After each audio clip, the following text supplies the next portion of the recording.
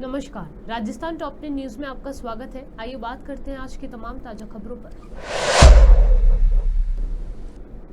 किसान आंदोलन के दौरान किसानों के खिलाफ बयान देने और उनको दुष्कर्मी कहने पर फिल्म एक्ट्रेस व सांसद कंगना रनौत के खिलाफ आज राजस्थान के भरतपुर में किसानों ने विरोध प्रदर्शन करते हुए रनौत का पुतला दहन किया। विरोध प्रदर्शन कर रहे किसानों ने राष्ट्रपति के नाम जिला कलेक्टर अमित यादव को ज्ञापन देते हुए मांग की है कि देश के अन्नदाता किसानों के खिलाफ जो बयान दिया है उसके लिए रनौत को पद मुक्त करना चाहिए और उनके खिलाफ कानूनी कार्यवाही अमल में लाई जाए। टोंक के मालपुरा उपखंड के रायपुरा गांव के रपटे पर सहोदरा नदी के तेज बहाव के बावजूद रपटे से जेसीबी निकालने का प्रयास कर रहे युवक की जान मुश्किल में फंस गई। वो जेसीबी समेत पानी में फंस गया, जिसके बाद उसे बचाने के लिए फौरन मौके पर दूसरी जेसीबी लाई गई। इस अनोखे रेस्क्यू को देखने वालों का तांता लगा रहा। लोगों ने इस पल को अपने मोबाइल फोन में रिकॉर्ड भी किया। पीसीसी चीफ गोविंद सिंह डोटासरा ने बीजेपी के प्रभारी राधा मोहन पर तंज कसा है। उन्होंने कहा कि बीजेपी को डुबोने के लिए गैरों की जरूरत नहीं, उनकी अपनी ही काफी है। डोटासरा ने पूछा कि किरोड़ी बाबा अपनी भवानी को कब जाएंगे, क्योंकि कतार में राजेंद्र राठौर और वसुंधरा राजे भी हैं। वो ये शुरुआत करेंगे कि सभी स्टेट्स और उपचुनाव के जितने भी चुनाव हों वो एक साथ हों, लेकिन हम जो बार बार कहते हैं उनकी कथनी और करनी में फर्क है। वो करते कुछ है, करते कुछ है। मैं समझता हूं कि वो साहस नहीं जुटा सके। और अभी जो हरियाणा के चुनाव डिक्लेयर किए हैं उसमें भी भारतीय जनता पार्टी ये चाहती है कि अभी चुनाव नहीं हो, आगे किसके हैं, क्योंकि उनकी हालत पतली है।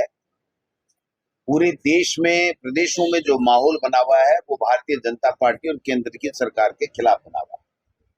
फिर भी हमें संगठन को चुस्त दुरुस्त करने के लिए हमने कवायद शुरू की है।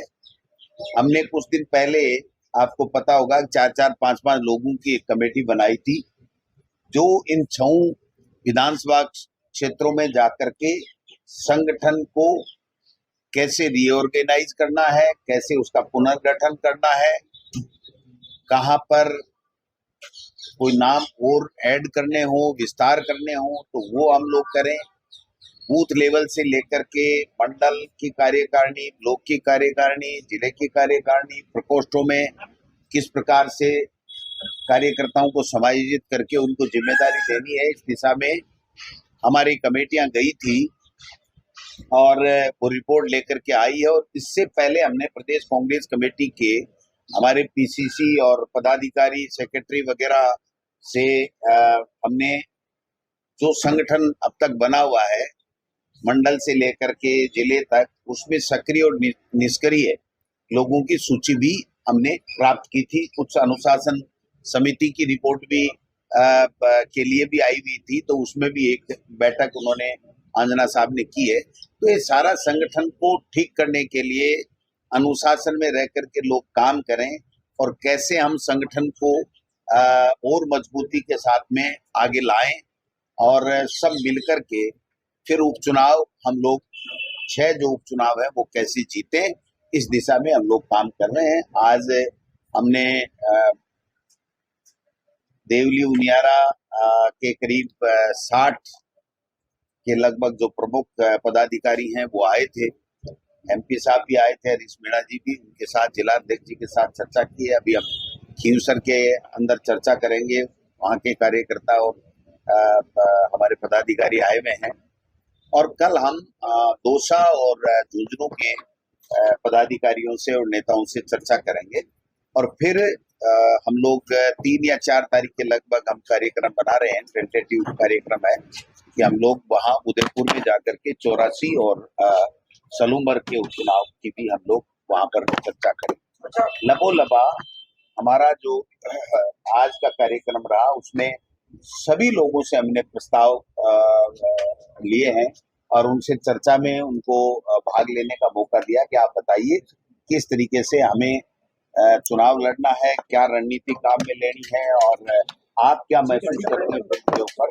तो वहां पर जो हमारा जो मंडल, ब्लॉक और जिले की कार्यकारिणी जहाँ नहीं बनी हुई है, या किन्हीं कारणों से हमें भंग करना पड़ा, तो वो हमने जो भंग कर दिए उसका पुनर्गठन के लिए जिला टोंक और देवली और उनियारा के दोनों ब्लॉक मंडल अध्यक्ष वो 7 दिन का हमने समय दिया है कि 7 दिन के अंदर तमाम कार्यकारिणी को हम लोग बना लेंगे और 20% जो हमने 70 का जिले का और जो 50 का ब्लॉक का किया था उसमें 20% अधिक पदाधिकारी बनाने का भी हमने निर्णय ले रखा था। उसी की पालना में उनको निर्देश दिए गए हैं।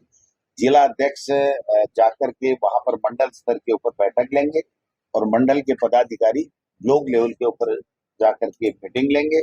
हमारे अग्रिम संगठनों के जो प्रदेश अध्यक्ष हैं वो भी मौजूद थे, वो भी अपनी टीम के साथ जाकर के वहां अपने अपने जो विंग है उसके अंदर यूथ कांग्रेस, एनएसयूआई और सेवा दल और महिला कांग्रेस वो भी वहां पर मीटिंग लेंगे और हम लोग बड़े पूरी उम्मीद है कि हम लोग वहां पर 101% चुनाव लोकसभा का जीतेंगे। संगठन पूरी तरीके से सक्रिय होगा और फिर उसके बाद में हमने एक तय किया था कि हम जिले के अंदर झुंझुनू और ये जो चारों पांचों जो हमारे उपचुनाव हुए थे उन जिलों में प्रथमतया हम शुरुआत करेंगे कि वहां पर जिला लेवल का जाकर के और स्वागत और धन्यवाद कार्यक्रम एक साथ, स्वागत एमपी का जनता ने बनाया और जनता का धन्यवाद हम सब लोग जाकर के तमाम नेता वरिष्ठ नेता उपस्थित रहेंगे, वो जाकर के कि भाई आपने इस तरीके से अच्छा काम किया और कांग्रेस को मजबूत करने का काम किया, इस देश के लोकतंत्र को बचाने का काम किया और हम लोग इन मीटिंगों के माध्यम से इस सरकार की जो राजस्थान की सरकार है उसकी विफलता को भी बता रहे हैं कि किस प्रकार एक उम्मीद लोगों ने की थी और बहकावे में आ गए थे। आज कुछ भी नहीं हो रहा है, किसी को पता नहीं है कि मुख्यमंत्री क्या काम करेगा, क्या निर्णय लेगा, मंत्री क्या निर्णय लेगा, नहीं लेगा, ट्रांसफर होंगे नहीं होंगे, अधिकारियों की अदला बदली होगी नहीं होगी, ऐसे मनमर्जी के मंत्रियों के लगेंगे नहीं लगेंगे, किसकी चलेगी किसकी नहीं चलेगी, कार्यकर्ता किसके पास जाए किसके पास नहीं जाए, ये जो हालात बने हुए हैं और पूरा का पूरा हर वर्ग त्रस्त है कि भाई पता ही नहीं चल रहा है कि ये सरकार चला कौन रहा है, इसमें काम कौन करेगा और कब से ये काम करना शुरुआत करेंगे। तो मैं समझता हूँ ये सारी की सारी चीजें हम लोग फील्ड में इन कार्यकर्ताओं और नेताओं के माध्यम से भेजने का काम कर रहे हैं। की जो मौत हुई थी वो आज 5 दिन बाद ये देखिए सरकार की पूरी विफलता है, पूरी तरीके से सरकार फेल है, कानून व्यवस्था नाम की कोई चीज नहीं है। आज जोधपुर में भी एक और घटना की रिपोर्ट आ रही है, जयपुर की घटना है ही, अजमेर में हुई थी, बीकानेर में हुई थी, अलवर में हुई है, भरतपुर में हो ही रही है। मतलब आप कहाँ बताऊं मैं, कोई जिला कोई क्षेत्र ऐसा नहीं बचा हुआ है जहां हमारी मासूम बच्चियों के साथ में रेप की घटनाएं नहीं हो रही हों, महिला सुरक्षित नहीं है, आम व्यक्ति का जीना दूभर हो गया है, कानून व्यवस्था नाम की कोई चीज। आज प्रदेश का मुख्यमंत्री गृह मंत्री है और एक वर्ड नहीं बोलता और मीडिया के सामने 3 बार 4 बार आपके सामने आए हैं मुख्यमंत्री जी, केवल दिल्ली से आई पर्ची का वाचन करके चले जाते हैं और आप पूछते रहते हो मुख्यमंत्री जी कोई सवाल तो लो और वो मुस्कुरा करके नमस्ते करके चले जाते हैं। तो आप बताइए फिर जिम्मेदारी किसकी होगी, कौन जवाब देगा कि ये कानून व्यवस्था पटरी पे कैसे आएगी, कैसे अपराधी बजरी माफिया, खनन माफिया, गुंडे किस तरीके से हावी हो गए प्रदेश के ऊपर। नहीं सहेगा राजस्थान का नारा देने वाले लोग आज घरों में दुबक करके बैठे हैं, कोई जिम्मेदारी लेने को तैयार नहीं है कि भाई कौन क्या काम करेगा नहीं करेगा। भ्रष्टाचार समाप्त करने की बातें करने वाले लोग भ्रष्टाचार के आकंठ में डूब गए। ये तो देख रहे हैं पता नहीं किसका कब नंबर कट जाए, कब कुर्सी से उतर जाए, जितना जल्दी है जितना ले लो, जितना जल्दी हो जितना ले लो। अरे भाई ये आप ट्रस्टी हो, जनता के बनाए हुए जनप्रतिनिधि हो, जनता की बनाई हुई सरकार है, जनता के लिए काम करो, अपने लिए काम करने लगे। तो मैं समझता हूं कि ये जो स्थितियां हैं ये प्रदेश के लिए आप बिजली की, पानी की चर्चा नहीं, कानून व्यवस्था की चर्चा नहीं, लोग त्रस्त है। आज आप देख रहे हो कि किस प्रकार से जब बरसात आती है तो पूरा का पूरा जयपुर जाम हो रहा है। किसी भी सिटी को ले लीजिए, आपदा राहत की कोई बात नहीं है, आपदा राहत का मंत्री गायब है, उसका पता नहीं है कब आ गया। जब मेरी भवानी जागेगी तब आऊंगा। तो ये भवानी जगाओ भाई, ये बीजेपी वाले तो जगा नहीं रहे। आप मीडिया वाले, विपक्ष वाले, हम चेष्टा करें कि उनकी भवानी को जगाएं कि आ जाओ महाराज, अब हो गया आपका काम। कार्यकाल 45 दिन बाद में तो सब कुछ हो जाता है ना। तो 45 दिन बाद में आ जाओ, हम तो कुछ नहीं कहेंगे, ये मैं गारंटी लेता हूँ कि प्रतिपक्ष उनको कुछ नहीं कहेगा, क्योंकि वो सम्मानीय नेता हैं, जनता के चुने हुए जनप्रतिनिधि हैं। वो मंत्री उनको बनाया गया है, जब तक ऊपर से उनके खिलाफ पर्ची नहीं आए तब तक उनको काम करना चाहिए।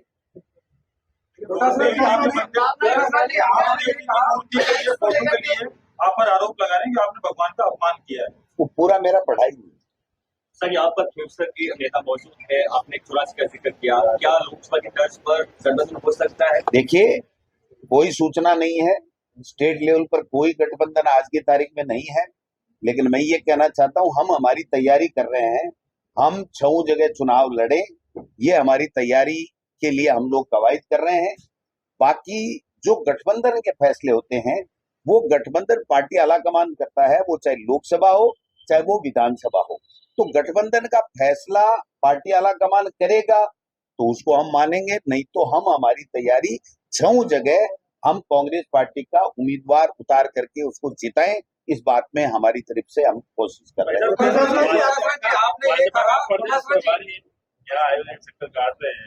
कुछ बोल के जाते हैं, भाजपा की तो प्रदेश प्रभारी है, वो कांग्रेस के नेताओं की। मैं तो एक ही कहना चाहूंगा, बीजेपी के पार्टी आलाकमान से भी एक रिक्वेस्ट करना चाहूंगा, मुख्यमंत्री जी से भी रिक्वेस्ट करना चाहूंगा कि इन प्रभारी महोदय को आप बार बार राजस्थान बुलाएं।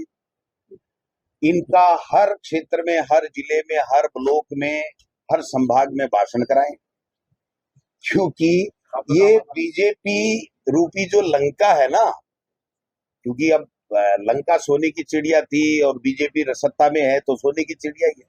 तो बीजेपी रूपी जो लंका है उसमें प्रभारी रूपी हनुमान जी अपनी पूंछ के आग लगा के आए, इसको जला के जाएंगे, ये मैं गारंटी शुदा कहता हूँ।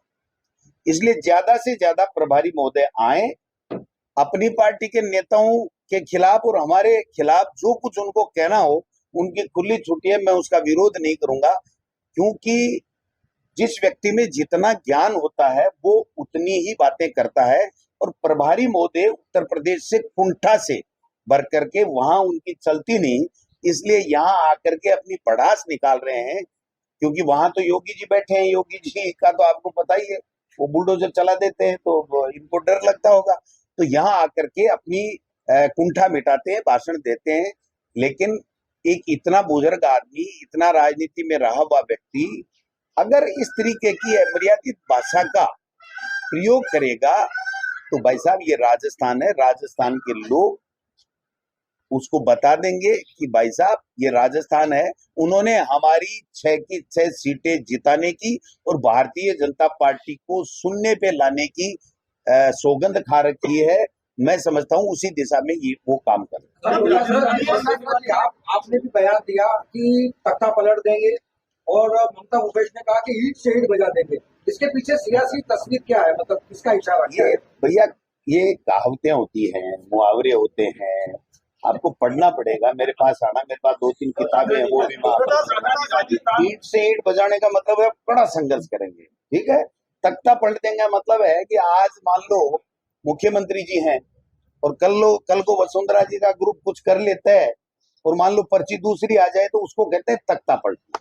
डोटासरा जी, आपने ओपीएस लागू की थी, अब यूपीएस आ गई है जी। क्या राजस्थान अभी स्टेट्स में लागू नहीं, क्या स्टेट्स में लागू होती है तो आपकी मंजूर है? कर्मचारी संगठन कह रहे हैं कि ओपीएस की छेड़छाड़ बर्दाश्त नहीं की जाएगी। 101% सही बात है। ये ओपीएस ही है, ओल्ड पेंशन स्कीम ही सही मायने में कर्मचारियों के लिए सुरक्षा है और सामाजिक सुरक्षा उनकी वही है।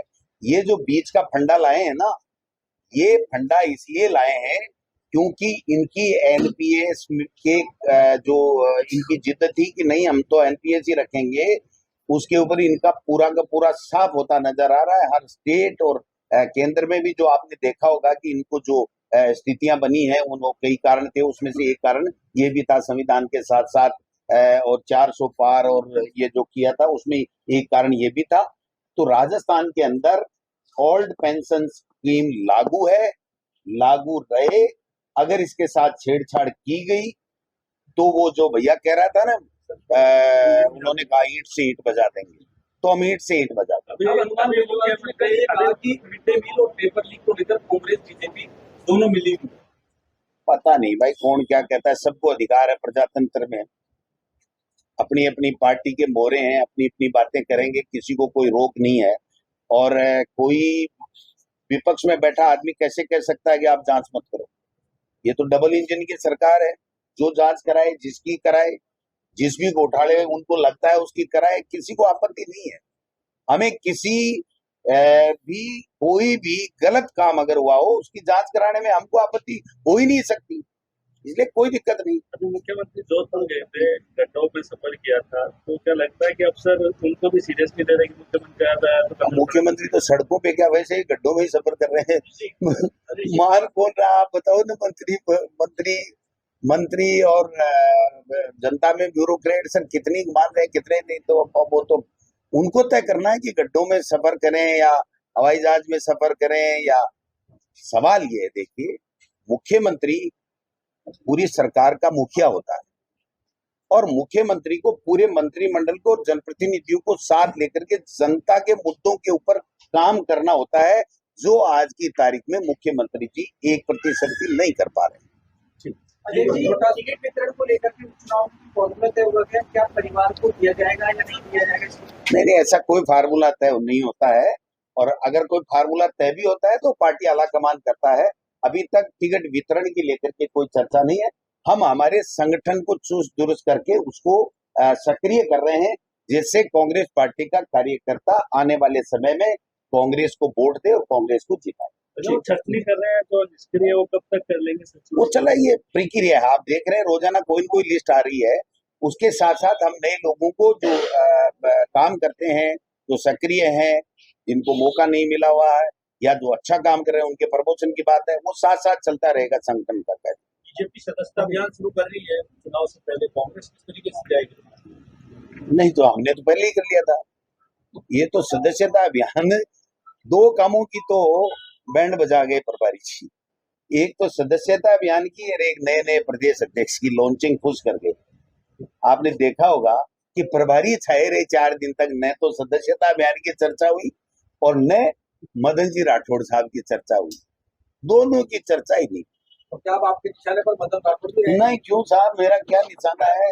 मैं तो जनता का चुना हुआ जनप्रतिनिधि हूँ और पार्टी ने मुझे जिम्मेदारी दे रखी है, तो पार्टी के लिए और जनता के लिए काम करता हूँ। और विपक्ष के कारण से हम लोग विपक्ष में हैं, तो जनता के मुद्दों की आवाज बन करके सरकार को गलत बातों को उठाने का काम करेंगे, उनको गलत नीतियों को घेरने का काम करेंगे। राजेंद्र राठौड़ जी को लेकर पड़ता है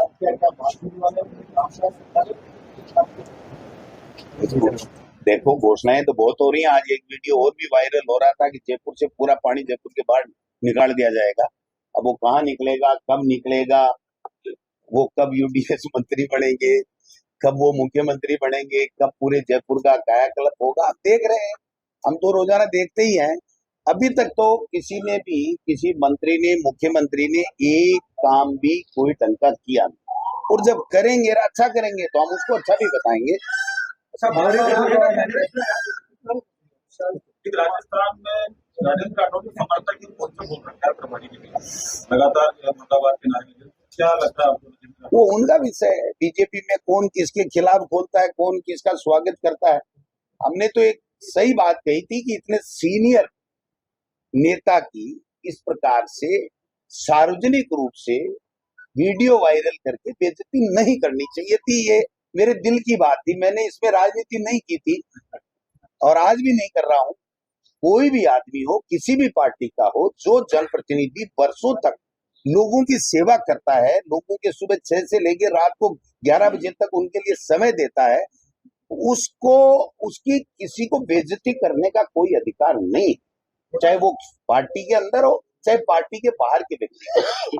अच्छा, लगातार आप जो है वो कभी सर्कस बता देते हो, कभी कोई और चीज बता देते हो। तो बार बार आप हमलावर हो रहे हो, इससे कहीं बीजेपी में बदलाव की जो शुरुआत तेज हो गई है मंत्रिमंडल के बदलाव को लेकर, पता तो कहीं आपके ये प्रेशर में किस- तो आकर के बदलाव नहीं हो रहा है? भाई मुझे तो पता नहीं मेरा क्या प्रेशर है, मैं तो विपक्ष का एक व्यक्ति हूँ, मेरा क्या प्रेशर हो सकता है। भाई साहब बीजेपी में दो ही आदमियों को पता है देश में कहाँ क्या परिवर्तन होना है, तीसरे आदमी को पता ही नहीं है, तो कौन कैसे आकलन कर सकता है आप बताओ। छोटा जी, लोकसभा चुनाव में आपको अच्छी सीटें मिली हैं, आपका चुनाव है इनमें आप जिस तरीके से बीजेपी में खेलेबाजी हुई है उस तरह की अलग है, नए उम्मीदवार आएंगे अलग है, वो अध्यक्ष क्या तैयारी आपकी है, किस तरीके से कौन कौन सी? देखिए हमारी तैयारी है, हमारे संगठन के माध्यम से हम कार्यकर्ताओं को सक्रिय कर रहे हैं, पदाधिकारियों की जिम्मेदारी दे रहे हैं। ये जो कल भी हम कर रहे हैं, परसों हमारे प्रदेश के जो भी पदाधिकारी हैं जिनको जिम्मेदारी पूरे प्रदेश में हमने दे रखी थी, उनको बुला करके मीटिंग कर रहे हैं। ये रोजाना आए दिन कार्यक्रम चलते रहेंगे और फिर मैं स्वयं इन क्षेत्रों में जाऊंगा। सत्ताधारी दल उनको तैयारी की जरूरत नहीं, प्रभारी जी आ जाएंगे। हैं? नहीं वो तो हमारी तैयारी तो वही कर रहे हैं भाई, हमारी जीतने की तैयारी तो वो खुद ही कर रहे हैं। मुख्यमंत्री जी सरकार में बैठ के कर ही रहे हैं, किरोड़ी जी कर ही रहे हैं, और प्रभारी जी आएंगे कर ही रहे हैं, कुछ राजेंद्र राठौड़ साहब भी करेंगे, कुछ वसुंधरा जी भी करेंगे। तो तैयारी तो वो हमारे लिए तो कर रहे हैं, खुद के लिए थोड़ी कर रहे हैं, बताओ आप। ठीक है। राज्यसभा चुनाव में राजस्थान से बीजेपी के उम्मीदवार रवनीत सिंह बिट्टू निर्विरोध चुन लिए गए हैं। रवनीत सिंह बिट्टू के उम्मीदवार बनाए जाने के बाद राजस्थान कांग्रेस के प्रदेश अध्यक्ष गोविंद सिंह डोटासरा ने कांग्रेस पार्टी की तरफ से उम्मीदवार नहीं खड़ा करने का ऐलान कर दिया था। इसके बाद से ही रवनीत सिंह बिट्टू की जीत तय मानी जा रही थी। राज्यसभा चुनाव 2024 में राजस्थान की एक सीट के लिए एकमात्र उम्मीदवार रवनीत सिंह बिट्टू निर्विरोध निर्वाचित हो चुके हैं। इस संबंध में चुनाव आयोग ने सर्टिफिकेट भी जारी कर दिया है। गौरतलब है कि राजस्थान की 10 राज्यसभा सीटों में से 5 कांग्रेस के पास है और 4 बीजेपी के पास। एक सीट के लिए बीजेपी ने केंद्रीय रेल राज्य मंत्री रवनीत सिंह बिट्टू को उम्मीदवार बनाया। राजस्थान में कई जिलों में सड़कों की स्थिति ठीक नहीं है, जबकि मानसून की बारिश इस बार सड़कों का हाल बेहाल हो गया है। सीएम भजन लाल शर्मा कई जिलों की सड़कें की व्यवस्था का जायजा ले चुके हैं। ऐसे में सरकार ने प्रदेश भर में खराब सड़कों को ठीक कराने के लिए निर्देश दिए। इसके बाद अब सार्वजनिक निर्माण विभाग रोड मेंटेनेंस कैंपेन चलाया जा रहा है। ये 1 सितंबर से 25 अक्टूबर तक चलाया जाएगा। इसे लेकर डिप्टी सीएम दिया कुमारी ने अधिकारियों को निर्देश दिए। राजस्थान की राजधानी जयपुर में करीब 10 दिन पहले ब्रह्मापुरी इलाके से युवक के अपहरण की वारदात का खुलासा हो गया है। पुलिस ने किडनैप युवक अनुज को सकुशल मुक्त करा अपहरण की वारदात में शामिल 5 आरोपियों को गिरफ्तार किया। राजस्थान के जोधपुर में बच्चियों से दरिंदगी के कई मामले सामने आ चुके हैं। 20 दिनों के अंदर जोधपुर के अलग अलग क्षेत्रों से बच्चियों से रेप और गैंगरेप के कई केस दर्ज किए गए। हाल ही में जोधपुर के सरकारी अस्पताल से एक दिल दहला देने वाला मामला सामने आया। घर से नाराज होकर निकली एक 14 साल की बच्ची से अस्पताल में रेप की वारदात को अंजाम दिया गया। इस मामले पर राजस्थान के पूर्व मुख्यमंत्री और कांग्रेस के वरिष्ठ नेता अशोक गहलोत की प्रतिक्रिया आई है। उन्होंने अपने आधिकारिक सोशल मीडिया अकाउंट एक्स पर पोस्ट कर नाराजगी जताई और बीजेपी सरकार पर हमला बोला। राजस्थान सरकार पर वादा खिलाफी का आरोप लगाते हुए प्रदेश भर के प्राइवेट बस ऑपरेटर मंगलवार को हड़ताल पर उतर गए। सभी ने मिलकर एक भी प्राइवेट बस को सड़क पर नहीं उतारने का फैसला किया। इस हड़ताल के कारण आंचलिक और ग्रामीण क्षेत्र की परिवहन सेवा खासी प्रभावित हो रही है। सबसे ज्यादा दिक्कत डेली अप डाउन करने वाले नौकरी पेशा लोगों को हो रही है। वहीं कम दूरी की परिवहन सेवा पर भी इसका असर देखा जा रहा है। राजस्थान के पाली में वंदे भारत एक्सप्रेस सीमेंट के एक बड़े स्लैब से टकरा गई। ये स्लैब किसी ने रेलवे ट्रैक पर रख दिया था। मामले में किसी साजिश की आशंका को ध्यान में रखते हुए एफआईआर दर्ज कर ली गई है। एनडब्ल्यूआर के सीपीआरओ शशि किरण ने बताया कि इंजन का केटल गाज सीमेंट स्लैब से टकरा गया, जिससे ट्रेन के 8 मिनट तक रुकी रही। इस मामले में अनजान लोगों के खिलाफ एफआईआर दर्ज की गई है और मामले की जांच हो रही है।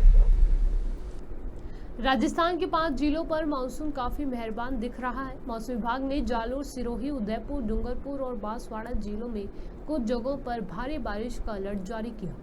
इन जिलों के कुछ स्थानों पर मेघ गर्जन के साथ रुक रुक कर हल्की से मध्यम बारिश का दौर जारी रहेगा। अलवर, भरतपुर, धौलपुर, चूरू, सीकर, झुंझुनू, पाली, राजसमंद, जोधपुर, बाड़मेर और जैसलमेर जिलों में कहीं कहीं पर हल्की से मध्यम बारिश होने की संभावना। राजस्थान टॉप 10 न्यूज में आज के लिए सिर्फ इतना ही। देखते रहिए पॉपुलर टीवी। धन्यवाद।